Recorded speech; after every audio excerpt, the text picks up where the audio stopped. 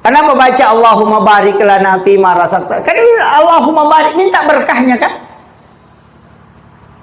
Minta berkahnya dari apa yang telah direzekikan oleh Allah Subhanahu wa taala. Itu kan ya ko baraka ya ko tami pasti manci Pak Burah.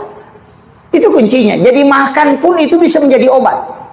Aja tak ada mandrepi Pak Burah apa menjadi obat, tidak. Justru nasi itu bisa dijadikan obat. Kita niatkan apapun air minum yang kita minum. Apa bedanya itu obat, Pak? Sama sebenarnya air minum. Kalau dikasih orang, ustaz dikasih, baru disuruh doakan. Sama juga kalau kita baca. Cuma kadang kita tidak yakin. Wah, jadi mau ku ya baca ustaz sebana ya leng. Gitu. Padahal mestinya kita baca, niatkan untuk obat. Itu bisa. Cuma kan diajarkan, kalau minum itu bismillahirrahmanirrahim baru minum, teguk satu kali, baca alhamdulillah.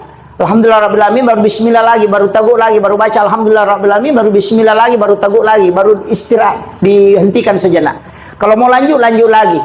Kenapa? Itu hadis Nabi. Siapa yang minum dengan cara begitu, maka selama air itu ada di dalam perutnya dia tidak akan melakukan dosa besar. Itu hadis Nabi, Pak.